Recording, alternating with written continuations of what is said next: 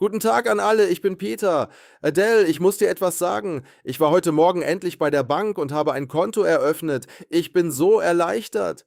Willkommen zurück bei Wow Spoken German, liebe Zuhörer. Oh Peter, das ist wunderbar. Wie war es? War es schwierig? Erzähl uns alles. Ehrlich gesagt war ich am Anfang ein bisschen nervös. Ich stand vor der Bank und habe gedacht, was brauche ich alles? Habe ich alle Dokumente dabei? Mein Herz hat schnell geschlagen. Aber dann habe ich tief Luft geholt und bin einfach reingegangen. Das kenne ich sehr gut. Man denkt immer, es ist komplizierter, als es wirklich ist. Liebe Zuhörer, geht es euch auch so? Habt ihr auch manchmal Angst vor neuen Situationen? Schreibt es in die Kommentare. Und Peter, was war das Erste, was du in der Bank gemacht hast? Ich bin zu Empfang gegangen und habe gesagt, Guten Tag, ich möchte gerne ein Konto eröffnen. Die Dame dort war sehr freundlich. Sie hat gelächelt und mir gesagt, ich soll kurz warten. Liebe Zuhörer, das ist eine sehr wichtige Phrase. Ich möchte gerne ein Konto eröffnen. Könnt ihr das nachsprechen? Ich möchte gerne ein Konto eröffnen. Sehr gut. Habt ihr schon mal ein Konto eröffnet? Schreibt es in die Kommentare. Ich habe diese Phrase sogar vorher geübt, in meinem Zimmer vor dem Spiegel. Das klingt vielleicht lustig, aber es hat wirklich geholfen. Nach ungefähr 10 Minuten hat mich ein Herr namens Müller in sein Büro eingeladen. Das ist eine fantastische Lernmethode. Liebe Zuhörer, übt Sätze laut vor dem Spiegel. Ihr werdet sehen, wie sehr es hilft. Und wie war Herr Müller? Er war sehr nett und freundlich. Er hat mir die Hand gegeben und gesagt, Guten Tag, mein Name ist Müller. Wie kann ich Ihnen helfen? Ich habe ruhig geantwortet und dann hat er mich gefragt, welches Konto ich möchte. Ich wusste gar nicht, dass es so viele verschiedene Konten gibt. Er hat mir erklärt, dass es ein Girokonto gibt. Das benutzt man für den Alltag. Für das Gehalt, die Miete, den Supermarkt, alles. Ja, das Girokonto ist das wichtigste Konto für den Alltag. Liebe Zuhörer, die meisten Menschen in Deutschland haben ein Girokonto. Man kann Geld einzahlen, Geld abheben und Überweisungen machen. Hat Herr Müller auch andere Konten erklärt? Ja, er hat mir auch von einem Sparkonto erzählt. Das ist für Geld, das man sparen möchte. Man bekommt Zinsen dafür, aber man braucht es nicht für tägliche Ausgaben. Ich spare gerade für eine Reise nach Bayern. Oh, wunderschön.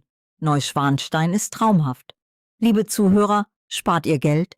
Wofür spart ihr? Das ist eine gute Übung. Schreibt eure Antwort auf Deutsch in die Kommentare. Und Peter, welches Konto hast du dann gewählt? Ich habe gesagt, ich möchte zuerst nur ein Girokonto. Herr Müller hat dann gefragt, ob ich auch eine EC-Karte möchte. Natürlich. Ich möchte doch im Supermarkt bezahlen können, ohne immer Bargeld dabei zu haben. Eine EC-Karte ist sehr praktisch, liebe Zuhörer. In Deutschland sagt man oft EC-Karte, aber der offizielle Name ist Debitkarte oder Girocard. Das Geld geht direkt von eurem Konto ab, wenn ihr bezahlt. Das ist anders als eine Kreditkarte, wo ihr zuerst kauft und später bezahlt. Könnt ihr euch den Unterschied merken? Sehr wichtig. Herr Müller hat mich dann nach meinen Dokumenten gefragt. Zum Glück hatte ich alles dabei. Welche Dokumente braucht man denn, um ein Konto zu eröffnen? Man braucht auf jeden Fall einen gültigen Personalausweis oder Reisepass. Außerdem wollten sie eine Meldebescheinigung. Das ist ein Dokument, das zeigt, wo man in Deutschland wohnt. Ohne dieses Dokument kann man kein Konto eröffnen. Genau, liebe Zuhörer, wenn ihr neu in Deutschland seid, müsst ihr euch zuerst beim Einwohnermeldeamt anmelden. Das ist das Büro, wo man seinen Wohnsitz registriert. Dann bekommt ihr die Meldebescheinigung. Habt ihr das schon gemacht? Schreibt ja oder nein in die Kommentare. Ich hatte das zum Glück schon erledigt. Herr Müller hat meine Dokumente überprüft und alles war in Ordnung. Dann kamen viele Formulare, ein ganzer Stapel. Ach ja, die Formulare. In Deutschland gibt es immer viele Formulare. Die Deutschen sind sehr gründlich. Was musstest du ausfüllen? Ich musste meinen Namen, meine Adresse, mein Geburtsdatum und meine Nationalität angeben. Außerdem gab es Fragen über meinen Beruf und mein monatliches Einkommen. Das war ein bisschen persönlich, aber Herr Müller hat erklärt, warum die Bank das braucht. Das stimmt. Die Bank muss sicherstellen, dass alles legal ist. Das ist Pflicht. Das nennt man Legitimationsprüfung. Das ist bei jeder seriösen Bank in Deutschland völlig normal. Mach dir keine Sorgen, Peter. Ja, er hat es sehr beruhigend erklärt. Er hat mich auch gefragt, ob ich Online-Banking möchte. Sofort ja. Das ist heutzutage so praktisch. Man kann alles vom Sofa aus erledigen. Online-Banking ist wirklich nützlich. Man kann seinen Kontostand sehen, Überweisungen machen und vieles mehr, ohne in die Bank zu gehen. Liebe Zuhörer, benutzt ihr Online-Banking oder geht ihr lieber persönlich in die Bank? Schreibt eure Meinung in die Kommentare. Herr Müller hat mir die Banking-App erklärt. Man meldet sich mit einem Benutzernamen, einer PIN und dem Fingerabdruck an. Das ist sehr sicher. Er hat auch betont, die PIN niemals weitergeben. Nicht am Telefon, nicht per E-Mail, niemals. Sehr wichtiger Tipp. Liebe Zuhörer, eine echte Bank fragt niemals nach eurer PIN. Wenn jemand anruft und eure PIN möchte, ist das ein Betrug. Legt sofort auf. Übrigens, Peter, hast du auch von Kontoführungsgebühren gehört? Ja, manche Konten kosten jeden Monat Geld. Das nennt man Kontoführungsgebühren. Mein Konto ist kostenlos, weil ich jeden Monat einen bestimmten Betrag einzahle. Ich hatte Glück. Liebe Zuhörer, fragt immer nach den Gebühren, bevor ihr ein Konto eröffnet. Eine wichtige Frage ist, welche Gebühren hat dieses Konto? Vergleicht verschiedene Banken. Es lohnt sich. Am Ende hat Herr Müller mir gesagt, dass meine EC-Karte in 5 bis 7 Werktagen per Post ankommt und die PIN bekomme ich separat in einem anderen Brief. Das ist Standard in Deutschland. Die Karte und die PIN kommen immer getrennt, damit es sicherer ist. Wenn die Karte verloren geht, kann niemand sie benutzen. Sehr klug. Hast du auch nach dem Dauerauftrag gefragt? Ja, ich möchte automatisch jeden Monat meine Miete zahlen, ohne daran denken zu müssen. Herr Müller hat erklärt, was ein Dauerauftrag ist. Man stellt es einmal ein und dann geht das Geld jeden Monat automatisch vom Konto ab. Perfekt. Genau. Liebe Zuhörer, ein Dauerauftrag ist sehr praktisch für regelmäßige Zahlungen. Miete, Versicherung, Fitnessstudio. Man richtet ihn einmal im Online-Banking ein und vergisst ihn dann. Das Geld geht automatisch. Könnt ihr euch das merken? Herr Müller hat auch das Lastschriftverfahren erklärt. Das ist ein bisschen anders. Beim Dauerauftrag gebe ich selbst den Auftrag. Beim Lastschriftverfahren erlaube ich einem Unternehmen, Geld von meinem Konto abzuholen. Zum Beispiel für Strom oder Internet. Sehr gut erklärt. Und wie lange hat der ganze Besuch bei der Bank gedauert, Peter? Ungefähr 1 Stunde. Länger als ich gedacht habe.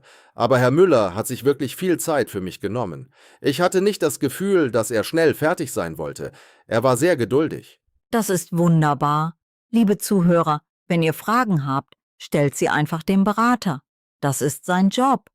Fragt so lange, bis ihr alles verstanden habt. Ihr müsst keine Angst haben. Genau. Ich habe viele Fragen gestellt und Herr Müller war immer freundlich und ruhig. Am Ende habe ich mich sehr gut informiert gefühlt. Und ich bin ehrlich gesagt ein bisschen stolz auf mich. Du solltest stolz sein, Peter. Du hast das alles auf Deutsch gemacht. Das ist fantastisch. Liebe Zuhörer, lasst euch von Peter inspirieren. Wenn ihr noch kein Konto habt, macht es.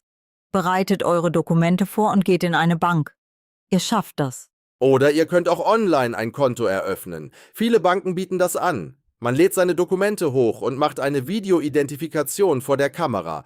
Das geht alles von zu Hause aus. Eine tolle Option, aber für das erste Konto empfehle ich persönlich in die Bank zu gehen. Was denkt ihr, liebe Zuhörer? Online oder persönlich? Schreibt es in die Kommentare. Ich bin sehr froh, dass ich gegangen bin. Ich konnte sofort Fragen stellen und habe alle Antworten direkt bekommen. Das wäre online schwieriger gewesen. Liebe Zuhörer, wir machen jetzt eine kleine Zusammenfassung der Wörter von heute. Das Girokonto für den Alltag, das Sparkonto zum Sparen, Sparen, die EC-Karte zum Bezahlen, die Meldebescheinigung, euer Wohnsitzdokument, die Kontoführungsgebühren, was das Konto kostet, der Dauerauftrag, automatische Zahlung, das Lastschriftverfahren, wenn ein Unternehmen Geld abbucht. Habt ihr alle Wörter verstanden? Super Zusammenfassung. Liebe Zuhörer, schreibt diese Wörter auf und lernt sie auswendig. Sie sind sehr nützlich im Alltag in Deutschland. Und wenn ihr Fragen zu diesen Wörtern habt oder eure eigenen Erfahrungen bei der Bank teilen möchtet, schreibt es in die Kommentare. Wir lesen und antworten gerne. Und wenn euch diese Folge gefallen hat, abonniert den Kanal und aktiviert die Glocke, damit ihr keine Folge verpasst. Ja! Vielen herzlichen Dank an alle, die heute zugehört haben. Üben macht den Meister. Hört diese Folge ruhig noch einmal an. Wiederholen hilft beim Lernen. Bleibt neugierig, lernt fleißig und habt Spaß dabei. Wunderschön gesagt, Peter. Liebe Zuhörer, ihr seid alle großartig. Jeden Tag, wenn ihr Deutsch hört und übt, macht ihr Fortschritte. auch wenn ihr es manchmal nicht merkt. Gebt nicht auf. Auf Wiedersehen und bis zur nächsten Folge von Wow Spoken German. Macht es gut. Tschüss und bis bald. Wir sehen uns beim nächsten Mal mit einer neuen Geschichte, neuen Wörtern und noch mehr Deutsch für euch. Tschüss, liebe Zuhörer.